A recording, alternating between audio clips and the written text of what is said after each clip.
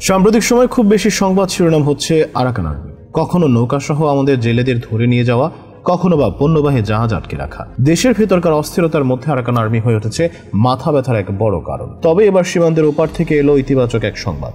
বাংলাদেশের সাথে বন্ধুত্ব করতে চায় আরাকান আর্মি। এর আগে জাতিসংঘের মহাসচিব অ্যান্তোনিও গুতেরেস বলে গিয়েছেন, রোহিঙ্গা সংকট সমাধানে আরাকান আর্মির সাথে সংলাপে বসা উচিত। তবে আসলে ঠিক কেন বন্ধুত্ব করতে চাইছে আরাকান আর্মি? এই বিদ্রোহী গোষ্ঠীর সাথে ভালো সম্পর্ক না থাকলে আমাদের কোন সব ঝুঁকি আছে? সেই সব কিছুর বিস্তারিত থাকছে ট্রেন্ডস নাও এর আজকের এই ভিডিওতে। 2009 সালে মাত্র 26 জন তরুণ শ্রমিক নিয়ে যাত্রা শুরু করা আরাকান আর্মি আজ মায়ানমারের জান্তা সরকারের ঘুম হারাম করে দিয়েছে। তাদের হাত ধরেই 240 বছর পর স্বাধীন হবার পথে আরাকান রাজ্য। বাংলাদেশের সাথে এই রাজ্যের সীমান্ত থাকায় আমাদের জন্য তাদের গতিবিধি লক্ষ্য রাখা খুবই গুরুত্বপূর্ণ। এর পাশাপাশি রয়েছে রোহিঙ্গা সংকট। প্রতিবেশী দুই দেশের মধ্যে সম্পর্ক ভালো না থাকলে ক্ষতিটা দুই দেশেরই। মিয়ানমারের সাথে আমাদের যতখানি সীমান্ত তার পুরোটাই এখন বিদ্রোহী গোষ্ঠী আরাকান আর্মির দখলে। অর্থাৎ জান্তা সরকারের চেয়ে বরং আরাকান আর্মির সাথে সম্পর্ক করা আমাদের জন্য বেশি জরুরি। তবে সাম্প্রতিক সময়ে বাংলাদেশি জেলেদের অপহরণ, পণ্যবাহী জাহাজ আটকে রাখা এবং সীমান্তে মাইন পুঁতে রাখাকে কেন্দ্র করে আরাকান আর্মিকে খুব ভালো চোখে দেখার সুযোগ নেই। সম্প্রতি আবারও তারা 26 জেলেকে অপহরণ করে, যাদেরকে মুক্ত করে আনে বিজিবি। তবে এবার জানা গেল চমকপ্রদ একটা তথ্য। জিম্মি দশা থেকে মুক্ত হওয়ার এক বাংলাদেশি জেলে জানিয়েছে, আরাকান আর্মি বাংলাদেশে বাণিজ্য সহ বন্ধুত্বপূর্ণ সম্পর্ক স্থাপন করতে চায়। আরাকান আর্মি হয়তো উপলব্ধি করতে পেরেছে প্রতিবেশী দেশের সাথে শত্রুতা করে বেশি দিন শান্তিতে থাকতে পারবে না। তাছাড়া তারা যদি রাখাইন রাজ্য গঠন করে তখন বাংলাদেশের সাথে শত্রুভাবাপন্ন সম্পর্ক রেখে বেশি দূর আগাতে পারবে না। এই জন্যই হয়তো তারা এখনো বাংলাদেশকে বন্ধু বানাতে চাচ্ছে। 26 জেলে যখন ফিরে আসলো তখন ঢাকায় অবস্থান করছেন জাতিসংঘ মহাসচিব অ্যান্তোনিও গুতেরেস।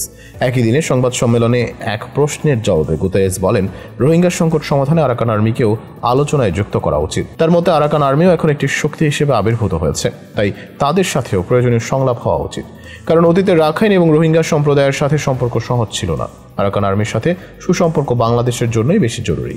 কারণ আতঙ্কের বিষয় হলো আরাকান আর্মির অনেক সদস্যদের পরিবারই থাকে বাংলাদেশের কক্সবাজারে। মুক্তিপণ আদায়ের সময় যখন বাংলা ভাষাভাষীর প্রয়োজন হয় তখন আরাকান আর্মি কাজে লাগায় তাদের বাংলাদেশি পরিবারের সদস্যদের। এমনকি তারাই সাপ্লাই দেয় বাংলাদেশের সিম কার্ড। আমাদের সীমান্তরক্ষী বাহিনীর অনেক গুরুত্বপূর্ণ তথ্য পাচার হয়ে যায় ওইসব বাংলাদেশিদের কারণে।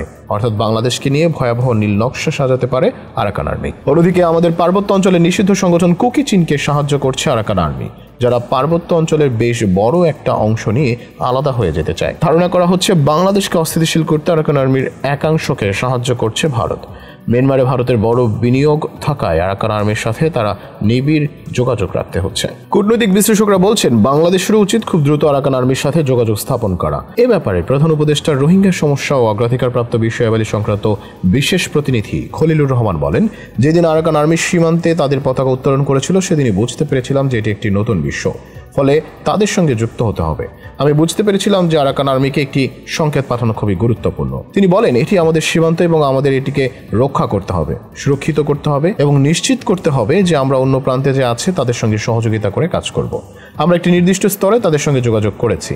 মানবিক বিবেচনার বিষয়টিতে অগ্রাধিকার থাকলেও আরাকান আর্মিকে অবশ্যই আন্তর্জাতিক মানবাধিকার আইন মেনে চলতে হবে। পাশাপাশি দক্ষিণ পূর্বাঞ্চলীয় সীমান্তের স্থিতিশীলতা বজায় রাখতে আরাকান আর্মি সহ সংশ্লিষ্ট সব পক্ষের সঙ্গে উন্মুক্ত সংলাপ অব্যাহত রাখতে হবে। বিবিসি বাংলার সাম্প্রতিক এক প্রতিবেদনে বলা হয়, আরাকান রাজ্য প্রতিষ্ঠা হলে আরাকান আর্মি রোহিঙ্গাদের সাথে কেমন আচরণ করবে তা এখনও নিশ্চিত না। রাখাইনে এখনও প্রায় 6 লাখ রোহিঙ্গা রয়েছে। 2017 সালে সেনাবাহিনী 7 লাখ রোহিঙ্গাকে বিতাড়িত করেছিল। সবচেয়ে বেশি সংখ্যক রোহিঙ্গা উত্তর রাখাইন রাজ্যে থাকে এবং মংডু শহর প্রধানত রোহিঙ্গা অধ্যুষিত। কিন্তু রোহিঙ্গা আর জাতিগত সংখ্যাগরিষ্ঠ রাখাইনদের মধ্যে সম্পর্ক বরাবরই খারাপ ছিল। এই রাখাইনরা আবার আরাকান আর্মির সমর্থক।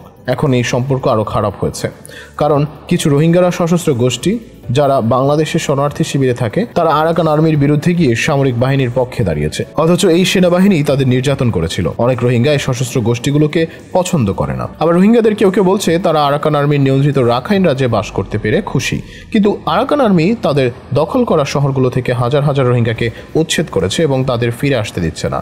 আরাকান আর্মি প্রতিশ্রুতি দিয়েছে যে তারা ভবিষ্যতে স্বাধীন রাখাইন রাজ্যের সব সম্প্রদায়কে অন্তর্ভুক্ত করবে, কিন্তু তারা সেই রোহিঙ্গাদের প্রতি নিন্দা জানায় যারা সেনাবাহিনীর পক্ষে লড়েছে, যার ফলে আরাকান রাজ্যে যাই ঘটুক না কেন সেটা বাংলাদেশের জন্য ভালো কোনো ইঙ্গিত দিচ্ছে না। তবে আরাকান আর্মি যখন বন্ধুত্বের ক্ষেত্রে ইতিবাচক সাড়া দিচ্ছে তখন বাংলাদেশেরও উচিত কথাবার্তা শুরু করা, কারণ আজ হোক বা কাল আরাকান আর্মিই করবে নতুন রাখাইন রাজ্য।